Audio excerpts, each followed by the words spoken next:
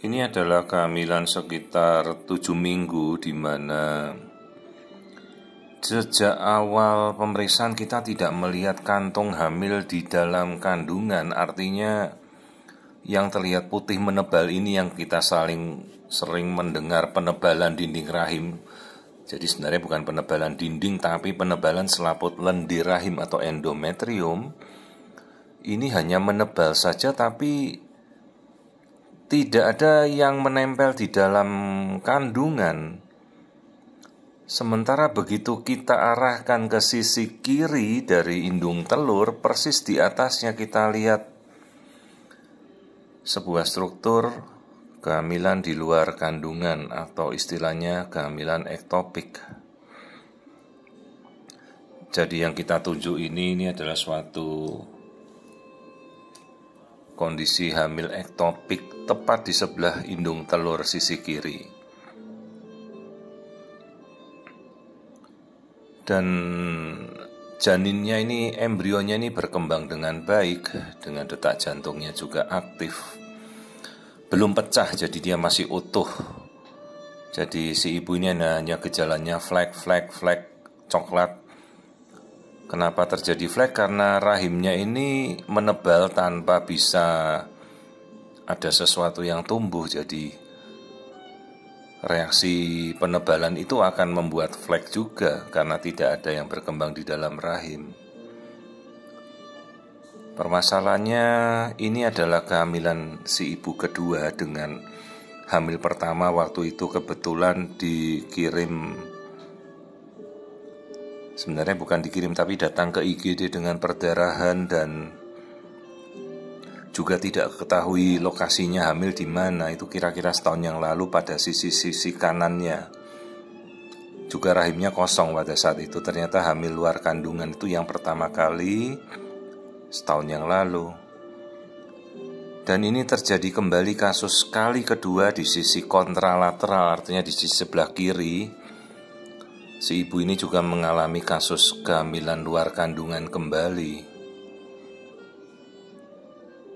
Dan sayang sekali, meskipun seberapapun kita ingin mengupayakan agar hamil ini tetap berkembang, sayangnya kehamilan luar kandungan yang ada di luar rahim ini kan bukan untuk sesuatu yang bisa dilanjutkan.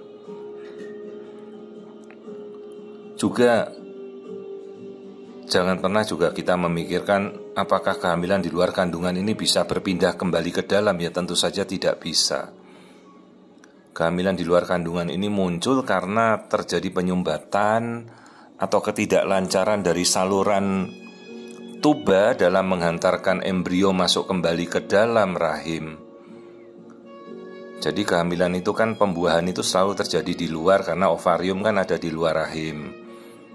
Maka sperma masuk, lalu kemudian terjadilah pembuahan di luar, kemudian pelan-pelan dalam wujud sudah jadi embrio, dia berangsur-angsur masuk ke dalam rahim lagi. Tetapi kalau salurannya menyempit, tersumbat, embrionya sudah membesar, maka hamilnya akan menyumbat di saluran tuba. Maka terjadilah hamil luar kandungan atau ectopic pregnancy. Dan apabila ada riwayat pernah hamil luar kandungan, resikonya untuk terjadi hamil luar kandungan lagi kan semakin besar.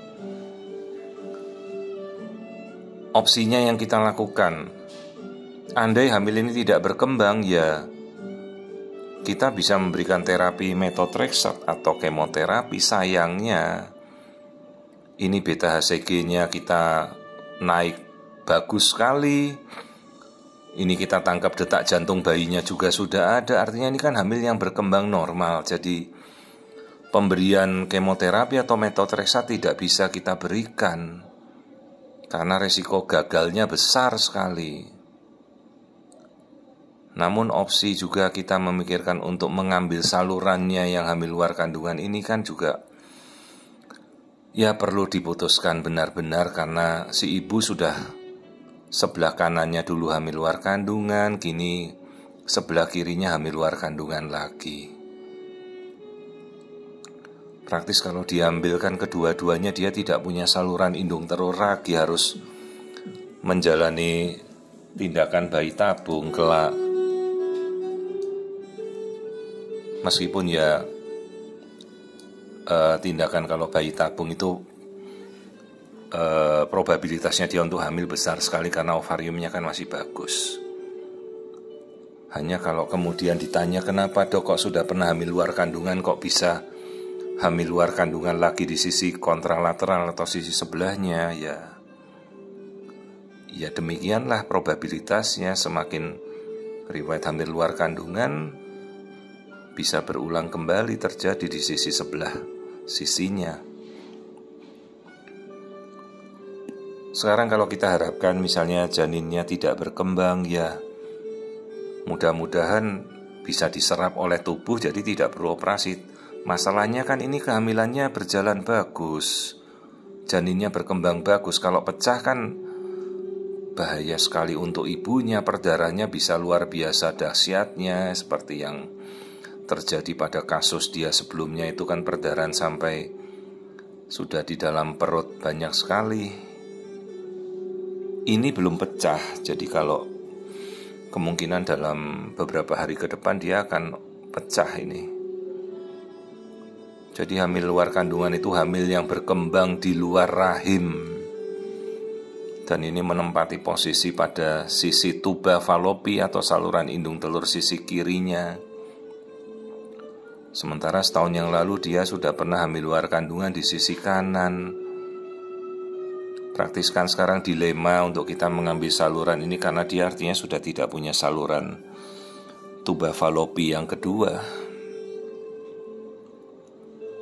Jadi ya saya benar-benar mengedukasi dan menginfokan kondisi yang kita hadapi kalau tidak dioperasi begini, kalau kita menunggu begini bisa pecah, bisa berbahaya.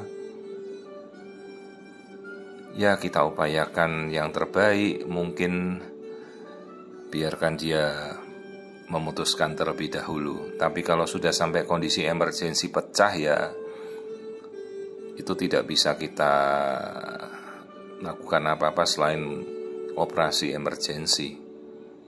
Jadi ini 7 minggu embrionya sudah muncul, tapi sayangnya bertumbuh di luar rahim. Detak jantungnya saja bagus dan kita sudah memantaunya dari awal, karena dari awal 5 minggu tidak terlihat kantung. Kemudian kita konfirmasi beta CG-nya, minggu lalu hanya 500 nilainya miliunit, sekarang sudah 7.000 lebih. Artinya kan nilai hormon hamilnya berkembang dengan sangat baik. Sekarang kalau misalnya si ibu memikirkan, dok apapun yang terjadi biarkanlah dia berkembang di luar kandungan, saya siap berkorban demi anak saya, ya secara medis itu tidak bisa dibenarkan. Karena begitu perdarahan nyawa ibunya yang terancam. Dan kalau hamil itu berlanjut kan plasentanya berkembang mau nempel di mana, di usus, di liver ibunya.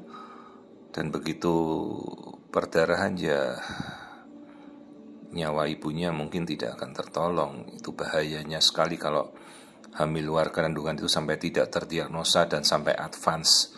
Pernah kita jumpai hamil luar kandungan hingga ada yang hamil 5 bulan, ada hamil 7 bulan, 8 bulan, bahkan sampai mau melahirkan saja tidak tahu ternyata hamilnya ada di luar rahim.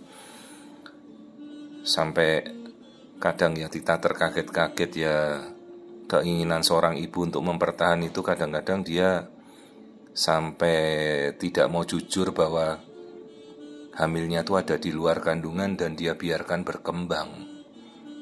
Kasus-kasus demikian pernah kita temui, dan ya sayang sekali kadang berakhir dengan fatality yang luar biasa ya. Kadang bayi dan ibunya juga tidak tertolong. Jadi sekali lagi perlu dipahami, kehamilan luar kandungan ini bukan suatu kasus yang bisa kita untuk tenang-tenang saja, karena resikonya sedemikian besar dan bisa mengakibatkan perdarahan atau pecah kapan saja, dan itu perdarahannya sangat-sangat dahsyat. Dalam sekian jam saja kehilangan darah bisa berliter-liter dan itu sangat berbahaya. Ini untungnya kita tahu dari awal, tinggal sekarang kita menunggu bagaimana keputusan dari mereka.